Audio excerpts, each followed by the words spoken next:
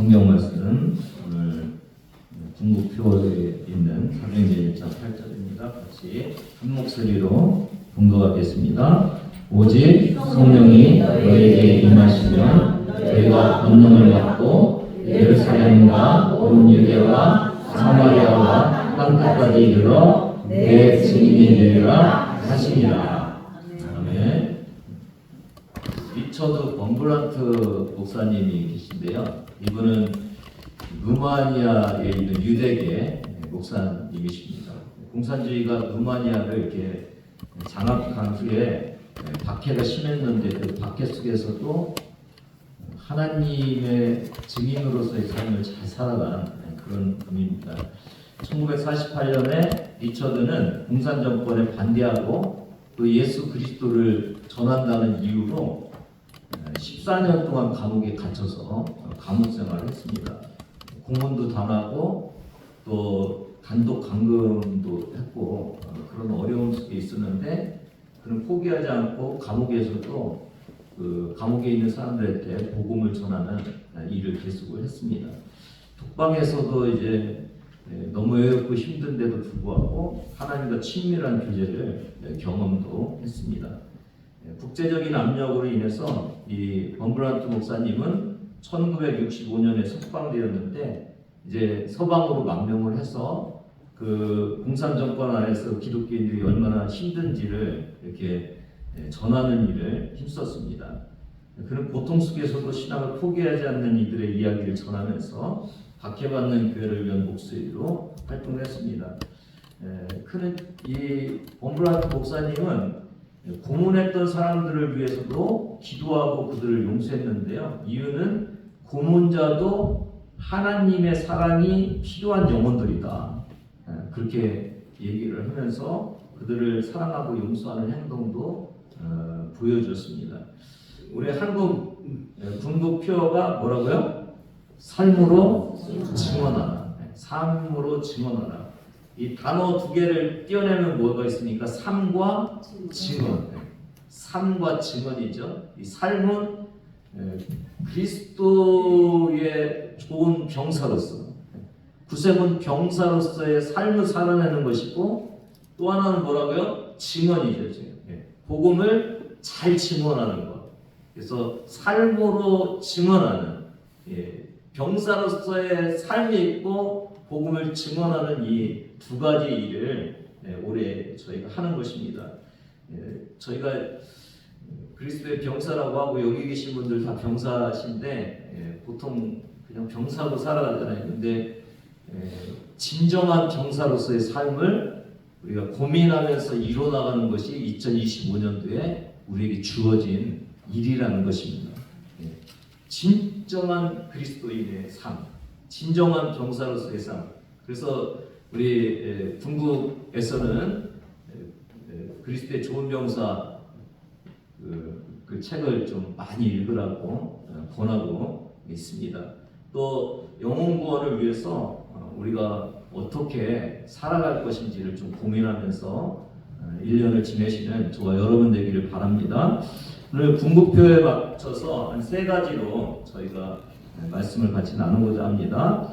사도행전 1장 8절을 같이 한번 더 읽습니다. 시작. 오직 성령이 너에게 임하시면 너희가 권능을 받고 예루살렘과 온 유대와 사마리아와 땅끝까지 이르러 내 증인이 되리라 하시니라. 여기서 세 개의 단어를 이게 빼내면은 중심 단어죠. 권능, 그 다음에 땅끝까지 증인. 이 세 가지를 우리가 뽑아낼 수 있을 것 같아요. 저는 이 중심 단어를 중심으로 해갖고 지서부터 첫째 증인이 되라, 두 번째 땅끝까지 이르는 모습들, 그리고 세 번째로 성령의 권능을 받는 이런 모습들을 가지고 같이 말씀을 나누고자 합니다. 근데 이 첫 번째, 두 번째는 참 이게 삶의 어려운 문제라는 것을 저희가 같이 공유하기를 원합니다. 이 증인이 된다는 것이 얼마나 힘든 것인지 이런 모습들, 또 이 복음의 범위를 넓혀가는 것이 참 힘든 상황 속에 있다는 것을 우리가 같이 먼저 나누는 시간이 되겠습니다. 마태복음 26장 57절, 58절을 보면은 이제 베드로의 모습이 보이죠. 베드로의 모습이 보입니다. 58절에 보니까 베드로가 멀찍이 예수를 따라가면서 그 다음에 뒤에 보니까 하인들과 함께 앉아 있더라. 그렇죠? 이제 예수님께서 십자가에 달리시기 위해서 체포당하시고 끌려가고 있는 그런 모습 속에서 베드로가 수제자잖아요. 수제자가 예수님 가까이서 따라가면서 우리 스승님은 이렇게 체포되어 갈 사람이 아니라고 이렇게 강력하게 얘기해야 되는데 지금 그 일을 보다 어떻게 한다고요? 멀찍이 따라가고 있어요. 멀찍이 따라가고 있고 그 다음에 누구랑 같이 앉아 있다고요? 하인들과 함께 같이 앉아 있는 거예요. 그러니까 굉장히 위협적인 상황 속에서 어떻게 했다고요? 이제 그 대제사장의 집에 있는 하인들과 같이 앉아 있으면 조금 그 위협이 덜할 것 같은 그런 생각이 들었던 거죠. 10편 1편 1절을 같이 읽습니다. 시작. 복 있는 사람은 악인들의 길을 따르지 아니하며 죄인들의 길에 서지 아니하며 오만한 자들의 자리에 앉지 아니하고. 벌써 베드로가 하인들과 함께 앉아버린 자기를 예수 그리스도를 잡고 핍박하는 그 무리에 앉아 있는 그런 모습들을 볼 수가 있습니다. 근데 베드로가 원래 수석 제자잖아요. 수석 제자는 이유가 있잖아요. 진짜 예수님으로부터 칭찬받았던 이 고백이 있었던 베드로의 모습이죠. 마태복음 16장에 예수님께서 빌립보 가이사랴 지방으로 이르렀을 때에 제자들에게 사람들이 나를 뭐라고 하느냐 물어보죠. 그러니까 뭐라고 대답을 했어요? 세례 요한, 또는 엘리야, 또 예레미야, 뭐 선지자 이렇게 얘기합니다. 이렇게 하니까 15절에 이르시되 너희는 나를 누구로 하느냐 제자들한테 다시 묻죠. 16절 같이 읽습니다. 시작. 시몬 베드로가 대답하여 이르되 주는 그리스도시요 살아계신 하나님의 아들이시니이다. 그러니까 예수님이 듣고 뭐라고 해요? 바요나 요한아 네가 복이 있도다. 이것을 알리신 사람은 사람이 아니고 하늘에 계신 내 아버지다. 그러시면서 예수님께서 막 칭찬을 하시죠. 그리고 18절에 보니까 뭐라고 했어요? 이 반석 위에 내 교회를 세우리라. 얼마나 귀한 고백을 했는지를 알 수가 있잖아요. 이 주는 그리스도시요 살아계신 하나님의 아들이라는 이 고백 위에 교회가 세워지는 거예요. 그리고 19절에 뭐라고 했어요? 내가 천국 열쇠를 너에게 준다. 그래서 교회에서 매면은 하늘에서도 매이고 교회에서 풀면 하늘에서도 풀리는 이 놀라운 일들을 예수님께서 주셨어요. 근데 베드로가 마태복음 26장 69절 74절에서 보니까 어떡합니까? 예수님을 부인해요. 주는 그리스도시요 살아계신 하나님의 아들이라고 고백했던 그 고백은 어디 가고 저주하고 있는 그런 모습을 볼 수가 있어요. 69절에 한 여종이 너 갈릴리 사람 예수와 함께 있었지 않느냐 그랬더니 70절에 뭐라고 했어요? 모든 사람 앞에서 부인해요. 나 같이 있지 않았어. 부인해요. 71절에 다른 여종이 문 앞에서 다시 말하죠. 이 사람이 나사렛 예수와 함께 있었다. 그러니까 72절에서 뭐라고 해요? 베드로가요? 부인하고 아니요. 그러고 덧붙이죠. 그 사람을 내가 알지 못한다. 나는 예수님하고 같이 있지 않았어로 부족해갖고 나는 예수님을 알지 못한다고 그렇게 얘기하고 있는 이런 모습을 볼 수가 있습니다.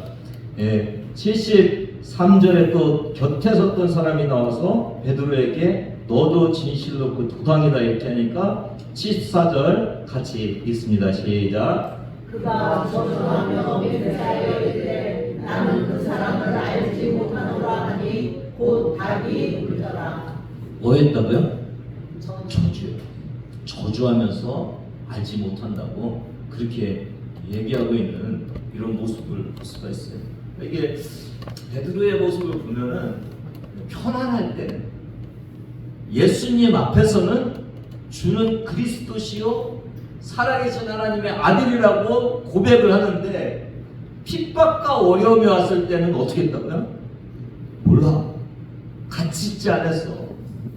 막 저주를 하면서 예수님으로부터 벗어나고 있는 이 모습을 볼 수가 있어요. 오늘 예수님의 제자로 사는 여러분은 어떻습니까? 우리도 동일한 이 문제를 가지고 살아가고 있지는 않는지 다시 한번 바라보는 시간이 됐으면 좋겠습니다. 이 목회 데이터 연구소에서 한국 교회 일반 성도의 문제점 해갖고 이렇게 설문 조사를 했는데 그 파란색은 교회 다니는 사람들이 설문조사에 응답한 거고 다른 색은 교회 안 다니는 사람들이 이렇게 응답을 한 거예요. 교회 다니는 사람들의 응답에서 제일 높이 올라가 있는 막대가 뭔가요? 신앙과 일상생활의 불일치. 신앙과 일상생활의 불일치가 그러니까 기독교인들이 바라보는 기독교인의 문제점이라는 거예요. 그러니까 뭐랑 안 맞는 거예요? 교회에서 고백하는 거랑 삶의 현장에서 살아가는 거랑 안 맞는다는 거예요. 누가 다 알고 있어요? 본인들이 알고 있어요. 본인들이 알고 있어요. 두 번째는 16%는 뭐예요? 목회자에 대한 맹목적인 의존. 15%는 대형교회 유명 목사에게 쏠림 현상. 그 다음에 12%가 기복적인 신앙. 이런 것들이 다 문제가 되는 걸로 그렇게 조사가 되어 있는 모습을 볼 수가 있어요. 근데 개신교인들의 문제가 뭐라고요? 언행 불일치. 그러니까 말과 행동이 틀려. 말만 번지르르 하게 해. 뭐 어떤 말까지 있어요? 기독교인들이 죽으면 몸만 둥둥 뜬다는 말이 입만 둥둥 떠다닌다는 그런 말까지도 있는데 그래서 이 이중적인 형태가 실망을 넘어서 비난을 받는 그런 모습으로 우리가 와 있는데 이걸 개선하기 위해서 자기 이기주의 성향을 극복해라. 아까 그 베드로가 자기가 위협을 당하니까 자기가 붙잡혀서 어려움 당할 것 같으니까 어떻게 했어요? 나를 위해서 예수를 부인하잖아요. 자기 이기주의를 극복해라. 진정성을 갖고 세상 속으로 들어가 세상과 소통하면서 자기 중심성을 극복해라. 그리스도인은 뭐예요? 이제는 내가 사는 것이 아니라 내 중심을 내려놓고 예수 그리스도를 내 중심에 모시고 살아가는 것이 이게 그리스도인이잖아요. 이 삶이 안 될 때 우리가 삶으로 그리스도를 증언하고 이렇게 보여줘야 되는 그 삶이 안 된다는 것을 우리가 알 수가 있어요. 두 번째로 어려운 것이 뭡니까? 예루살렘과 온 유대와 사마리아와 땅끝까지 이르는 이 증인의 범위를 넓혀야 되는데, 그렇죠? 이게 예수 믿는 사람들이 복음을 가지고 막 이렇게 복음을 전하는 그 영역을 확대시켜야 되는데 이게 참 어렵지 않습니까? 사도행전 3장 11절에서 15절에 보니까 이게 누구한테 복음을 전하냐면은 14절 15절을 보면 너희가 한번 같이 읽습니다. 시작. 너희가 거룩하고 의로운 일을 거부하고 도리어 살인한 사람을 놓아주기를 구하여 생명의 죄를 죽였도다. 그러나 하나님이 죽은 자 가운데서 그를 살리셨으니 우리가 이 일의 증인이라. 그러니까 누구 앞에서 지금 복음을 전하냐면은 예수님을 십자가에서 못 박은 자들 앞에서 예수님이 주라고 그렇게 전해야 되는 이런 모습이 증인으로서의 삶의 모습인 것을 알 수가 있습니다. 오늘 저와 여러분이 좀 이게 증인으로서의 삶을 살기 어려운 것이 누가 복음 전하는 거 싫어하면은 안 하려고 하죠, 우리가. 그쵸? 안 뭔가 불이익이 오고 핍박이 오면은 이 복음을 안 전하려고 해요. 근데 지금 베드로는 누구 앞에서 전했다고요? 예수님을 십자가에 못 박은 그들을 향해서 예수님이 생명의 주라고 이렇게 강하게 복음을 전하는 이 모습을 볼 수가 있어요. 오늘 저와 여러분도 이 복음 전하는 범위를 넓히기 위해서 누구한테도 우리가 다가가야 된다고요? 싫어하는 사람들, 복음 전하는 것을 싫어하는 사람들한테도 담대하게 전할 수 있는, 특히 같이 사는 우리 가족들, 우리 친구들, 친척들, 동료들 어떻게 복음을 전해야 될지를 기도하시는 여러분 되기를 주님의 이름으로 부탁을 드립니다.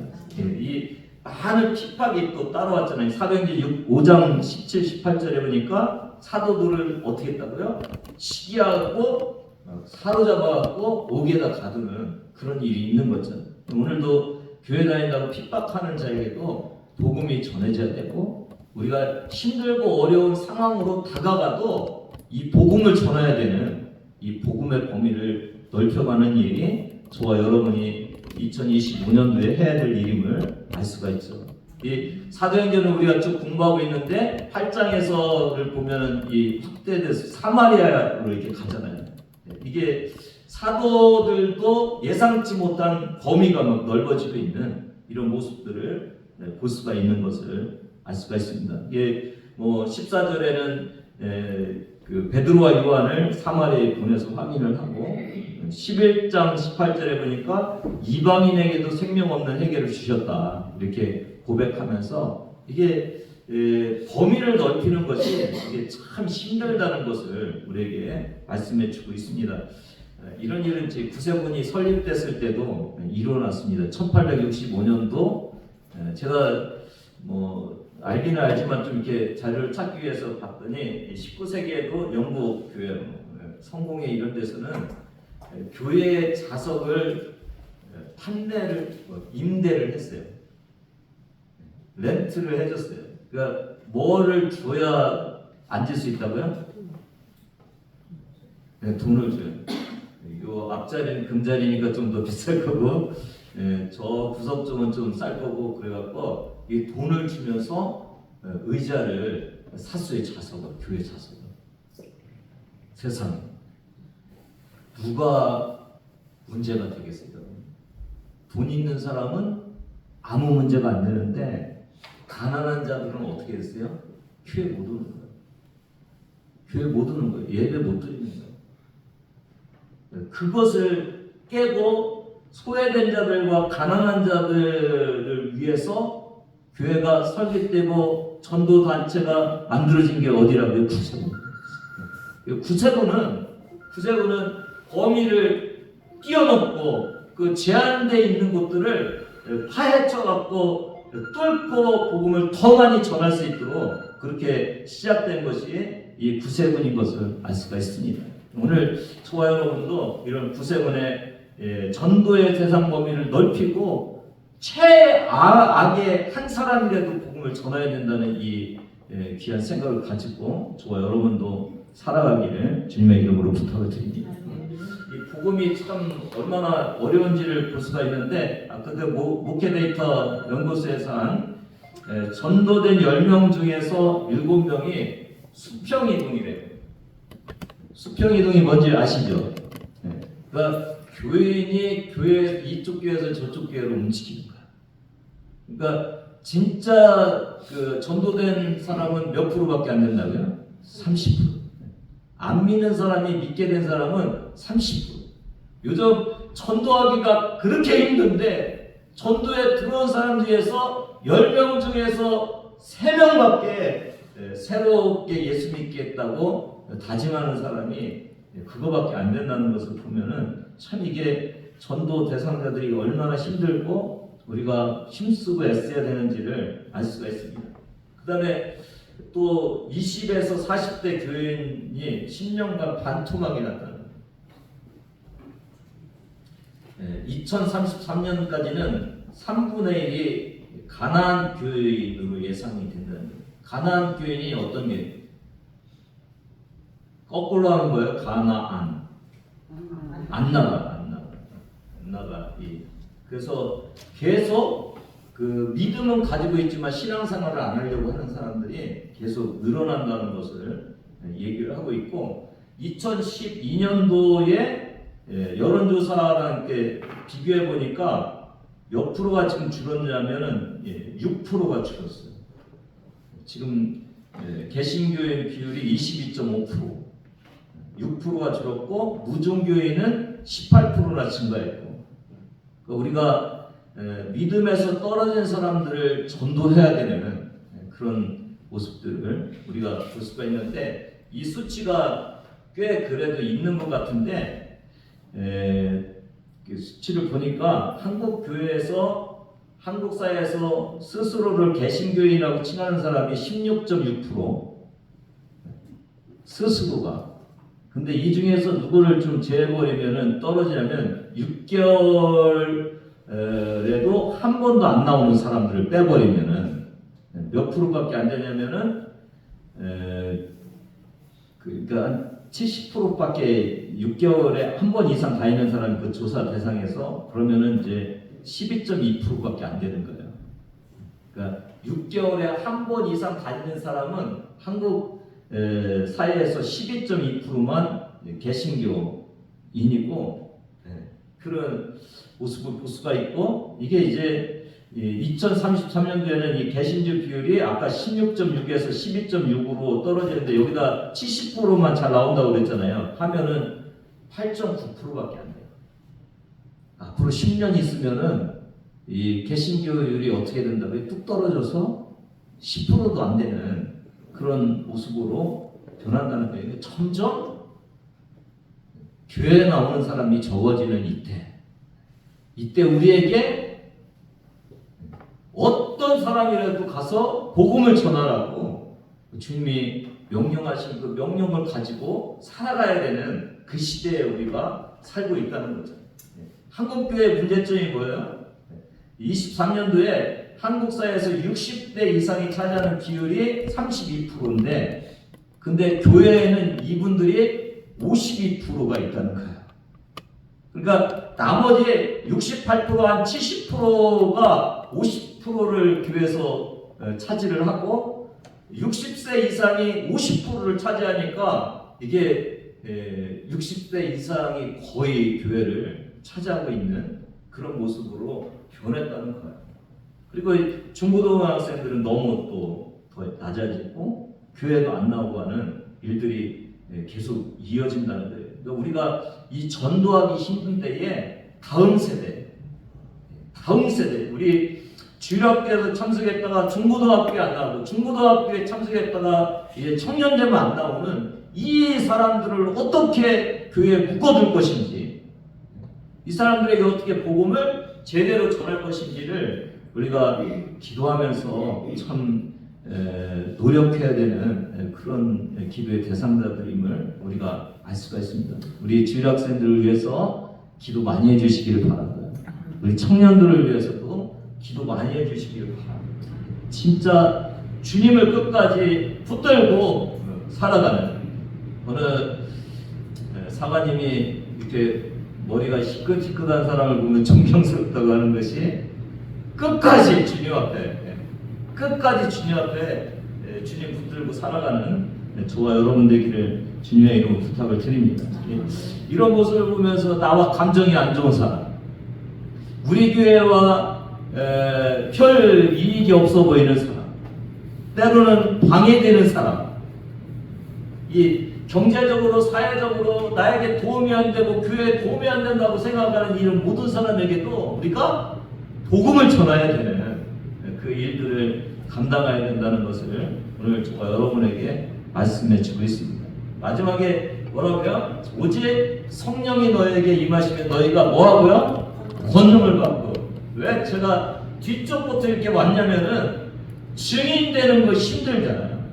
맞죠? 어떻게 막 핍박하고 잡아가고 이를 갈고 죽이려고 하는 사람들에게 복음을 전하는 게 이게 쉽겠어요. 내 가까이 있는 사람도 복음 전하기가 힘든데 멀리 있는 사람들, 도움도 안 되는 사람들, 나에게 증오하는 사람들에게 복음을 전하는 이 복음의 확대가 이게 얼마나 힘들겠어요. 어떻게 해야 된다고요? 오직 성령이 너에게 임하시면 너희가 권능을 받고 증인의 삶을 살아야 된다는 것입니다. 그러니까 성령의 역사가 없으면은 우리는 아무것도 할 수 없는 그런 존재들임을 알 수가 있습니다. 이 시대가 전도가 되는 시대가 아니라 전도가 안 되는 시대. 이 시대가 교회가 부흥하는 것이 아니라 교회가 쇠퇴하는 시대에 우리가 살고 있어요. 이 시대가 젊은이들이 찾아오는 시대가 아니라 젊은이들이 떠나가는 시대에 살고 있는 우리의 모습을 알 수가 있어요. 점점 교회는 어려워지고 예배 시간도 점점 줄어들고 기도 시간도 줄어들고 점점 영적인 힘이 없어져가고 있는 이 시대에 단 한 가지 문제 해결점은 뭐라고요? 성령의 권능을 받아라.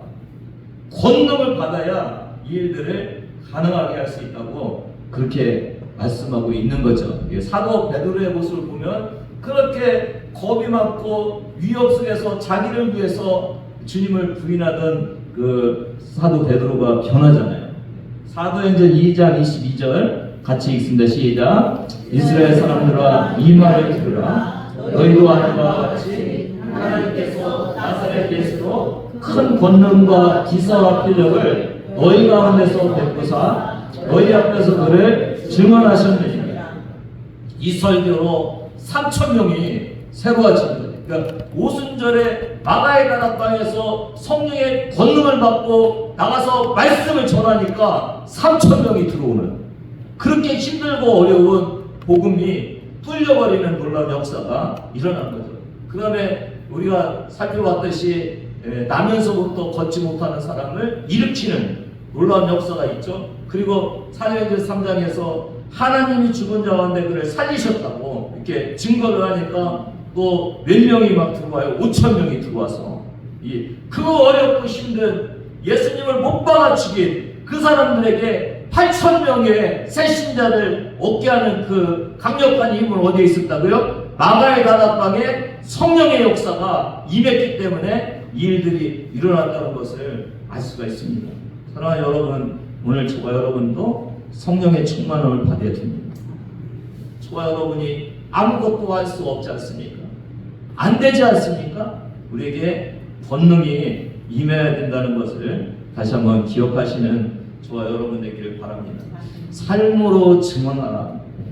2025년도 한국교회 트렌드를 이렇게 쭉 뽑는데 그 중에서 몇 가지를 소개하면 첫 번째 뽑은 것이 유반젤리즘. 처음 들어보시죠? 이반젤리즘은 들어보셨나요? 복음 전하는 거.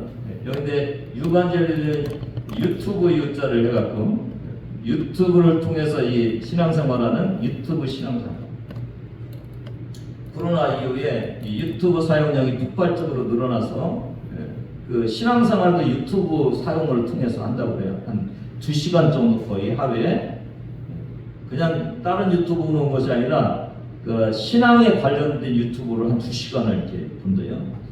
그러니까 설교와 찬양하고 이 교회에서 영향받는 것 이상으로 유튜브를 통해서 영향을 받고 신앙 성장을 하는 이런 시대 속으로 들어왔다는 거고, 두 번째는 오스프락시 신앙 양극화. 그래서 많은 사람들이 교회에서 이렇게 떠나가지만은 또 한쪽에서는 더 깊이 믿음으로 들어가는 그런 일들이 생기고, 저는 오늘 말씀드리고 싶은 게 이겁니다. 솔트리스 처치. 솔트가 뭐야? 소금. 리스가 없다. 그러니까 소금기 없이 신앙생활하는, 그러니까 맛을 잃은 신앙인들이 많이 있다는 거죠. 이게 세속화죠, 세속화. 그러니까 세상을 변화시키는 세상의 그 소금 역할이 뭐예요? 소금 역할이 썩지 않게 하고 이게 건강하게 이게 유지시키는 그런 일을 하는데, 그냥 소금의 역할이 없어버리니까 기독교인들이 뭐 하는 거예요? 그냥 가서 세상에 그냥 영향을 받아 썩어버린 거죠, 완전히. 세속화되는 그런 모습이 이게 2025년도 한국교회 트렌드 중에 하나라는 거예요. 그러니까 세상과 구별하지 않고 살아가는 사람들. 삶으로 증언해야 되는데 삶의 맛을 잃어버려요.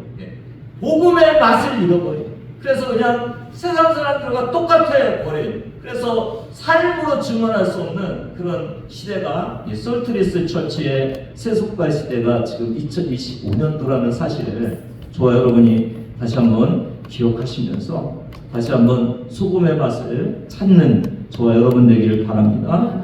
2025년도 한국 궁극교의 이게 사역 방향을 저 가면서 구세군 비전 선언이라는 걸 붙여놨죠. 거기 이제 회복 능력, 거룩한 전진 이렇게 돼 있는데 그것에 이렇게 사역 방향을 같이 맞춰보면은 여러분 쉽게 이해할 수 있는 게 뭐냐면은 이 베드로와 제자들이 예수님을 부인하잖아요.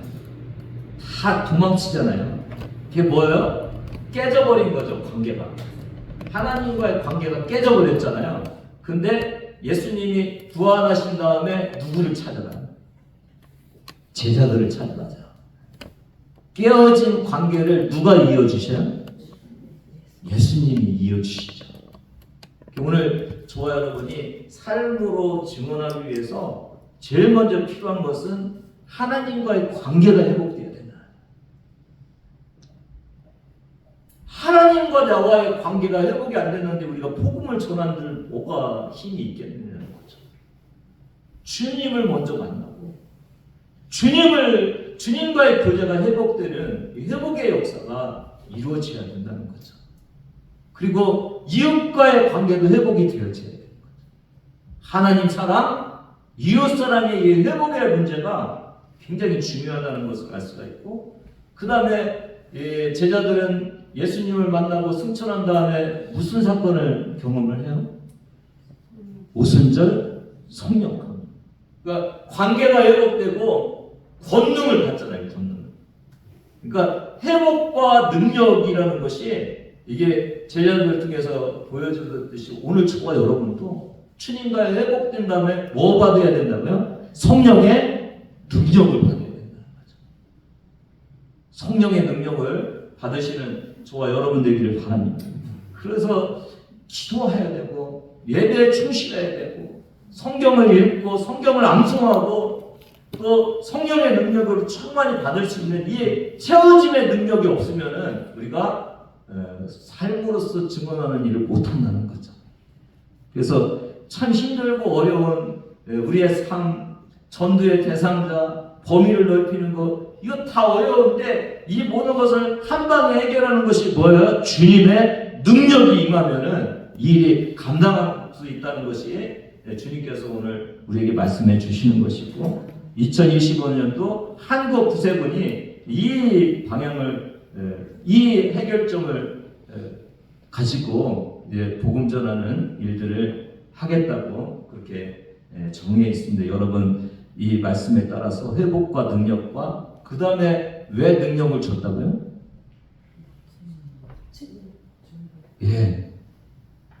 예루살렘과 유대와 사마리아와 땅끝까지 이르러 내 증인이 되라.